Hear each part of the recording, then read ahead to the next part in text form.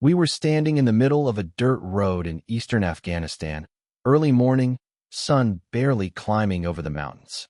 Dust hung in the air like it was waiting for something to happen. I remember thinking how wrong that silence felt. In Afghanistan, silence usually meant someone was watching. The Taliban didn't wear uniforms. No flags. No warning. They looked like farmers one second and killers the next.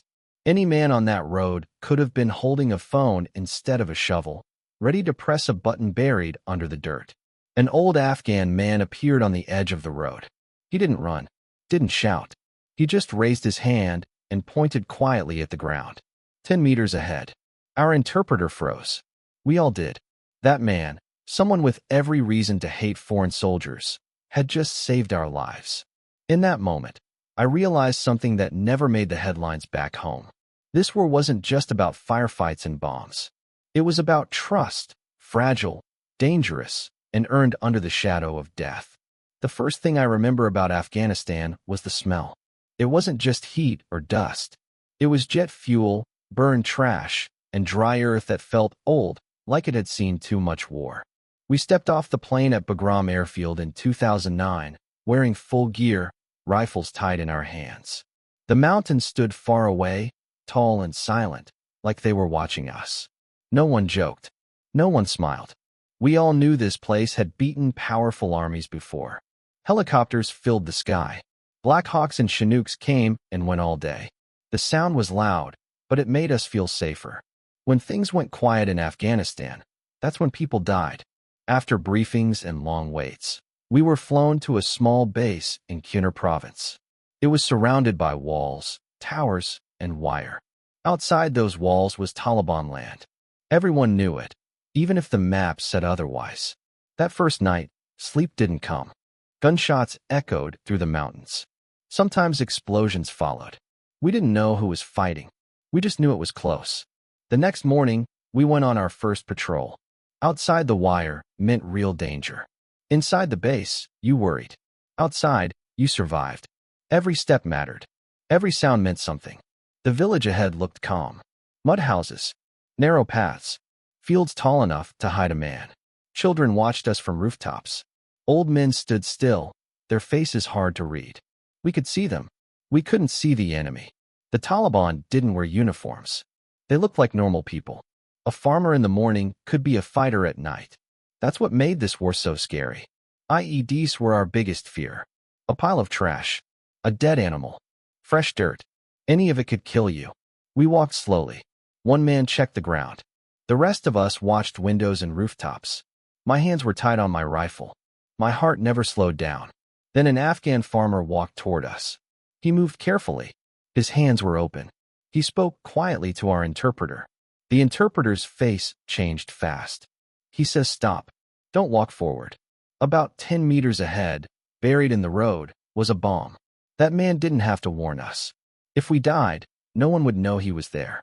The Taliban would never punish him for staying quiet. But he spoke anyway. Yodi came and disarmed the bomb. We lived because that man chose to help us. That day changed how I saw this war. Not everyone hated us. Trust didn't come from power. It came from staying, from respect, from doing the right thing, even when it was dangerous.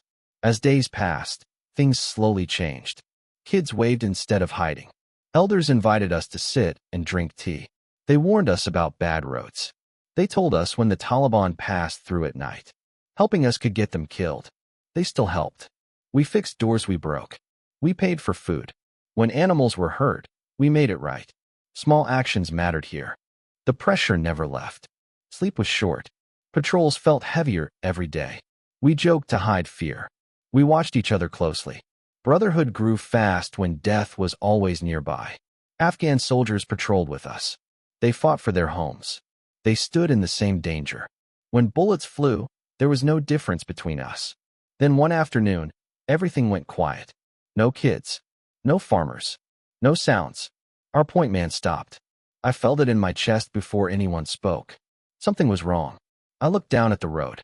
Fresh dirt. We were already too close. And somewhere nearby, someone was watching us, waiting to see what would happen next. The explosion hit before the sound reached us. For half a second, the world went white. Then the ground punched upward like it was alive. I was thrown sideways, my body slamming into dirt and rock. My ears rang so loud it felt like screaming inside my head. Dust filled my mouth. I couldn't see. I couldn't hear commands. All I knew was that the road we had walked 100 times had finally bitten back. Contact! The shout came through the radio, broken and panicked. Training took over. I rolled, tried to find cover, pulled my rifle up even though my hands were shaking. Smoke drifted across the road. The smell of burned metal and dirt mixed with something worse. Someone was yelling my name. Another explosion didn't come, but gunfire did. Sharp cracks from the tree line. The Taliban didn't charge. They never did. They stayed hidden, firing from places we couldn't see, places they had chosen days before. Invisible enemy. No uniforms. No faces. Just muzzle flashes and sound. Our squad spread out, diving behind rocks, small walls, anything that could stop a bullet. The Afghan soldiers with us didn't run. They dropped, returned fire, shouting to each other in their language. Fear sounds the same in every tongue. I crawled to my buddy on the ground. He wasn't moving. For a moment, my chest locked up. This was the moment everyone fears, but never says out loud. I grabbed his vest, yelling, shaking him hard. He groaned. Alive. The medic was already moving, bullets snapping overhead. No hesitation. He slid into the open like it was nothing, hands working fast, calm in the middle of chaos. That kind of courage stays with you forever. More shots cracked from the hills. We fired back, not really seeing who we were shooting at. You aim at where the bullets come from. You trust your brothers to cover you. You trust luck more than you should. The radio was alive with voices. Requests for air support. Updates. Warnings. Somewhere above us, help was coming. But up here, it felt like we were alone. An Afghan soldier next to me leaned out too far. He went down hard. No scream. Just silence. Two of us dragged him back, hands slippery with blood and dust. His eyes were open, shocked, like he couldn't understand what had just happened. He had been fighting for his home, his village, his family. Now his war might be ending on a road he'd walked his whole life. The firing slowed, then stopped. The Taliban melted away like smoke. They always did. We held security, hearts still racing, waiting for a second attack that didn't come. Dust settled. The valley breathed again. Birds slowly returned, like nothing had happened. But everything had changed. We loaded the wounded. We checked each other's faces. No one joked now. No one spoke unless they had to. The road felt cursed. Later that night, back on base, the silence felt heavier than the firefight. No helicopters. No gunfire. Just thoughts. We cleaned our weapons. We sat on our bunks. Some guys stared at nothing. Others wrote messages home they never sent. You don't sleep after your first real contact.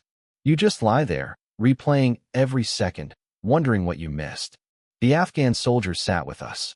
No walls between us. No language needed. Loss looks the same on everyone. The next morning, orders came down. The Taliban cell responsible for the attack had been spotted moving through nearby villages. They were planning something bigger. Something worse. We were going after them. This time, it wouldn't be a patrol. It would be a mission. And as we stepped outside the wire again, I realized something clearly for the first time. Afghanistan wasn't trying to scare us away anymore. It was testing how much we were willing to lose. The mission had a name, but names don't matter much once you're inside it. What mattered was the place. Karangal Valley. Steep mountains. Tight villages. Roads that twisted like they were designed to trap you. The Taliban knew this land better than anyone. They had grown up here. They had buried weapons here. They had waited here. We moved before sunrise. The air was cold, thin, and quiet. Too quiet. Our boots pressed into the dirt as we climbed, each step slow, controlled. Afghan soldiers moved with us, their faces calm, focused. This was their home. Every rock meant something to them. The plan was simple. Clear the village. Find the cell leader. Get out before nightfall. Plans in Afghanistan never stayed simple. As we entered the village, doors were shut. No children. No animals. That same warning sign we had learned to fear. Silence again. We moved house to house, calling out, checking corners, covering each other. Every doorway felt like a question mark. Every window felt like a threat. Then the first shot cracked. Then another. The valley exploded with sound. Gunfire echoed off the mountains, bouncing so hard you couldn't tell where it came from. We returned fire, moving fast, pulling each other into cover. Afghan soldiers fought shoulder to shoulder with us, shouting directions, pointing out alleys and paths we would have missed. This wasn't chaos. It was survival. An RPG streaked overhead and slammed into a wall, blowing dust and stone into the air. Someone went down. Not American. Afghan. We dragged him back. Blood soaked through his uniform. He kept trying to stand, even as the medic worked on him. "Don't stop," he said through pain. "Finish it." That's what stays with me. Not speeches. Not flags. That man, bleeding in the dirt, telling us to keep going. We pushed forward. Slowly. Carefully. Inch by inch. The Taliban didn't stand and fight anymore. They slipped away, using tunnels, side paths, places only locals knew. By midday, it was over. The target was gone. But the village was quiet again. Too quiet. We stayed longer than planned. Talked to elders. Promised protection we weren't sure we could keep. Afghan civilians watched us with tired eyes. They had seen wars come and go. They didn't ask who won. They asked who would stay. Weeks later, our deployment began to wind down. Patrols felt different now. Heavier. Every face, every road carried memory.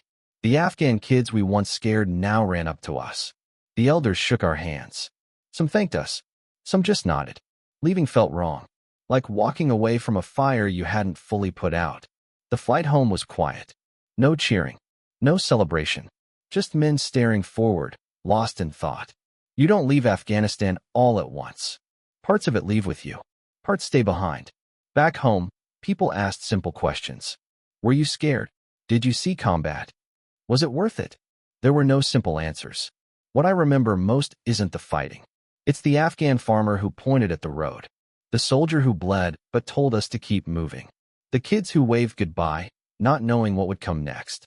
Trust was built there. Real trust. In the worst conditions imaginable. And even now, years later, when things go quiet, too quiet, I'm back on that road. Watching the dirt. Listening for danger. Remembering the people who stood with us when it mattered most. That's the war most people never see. And that's what stays with you.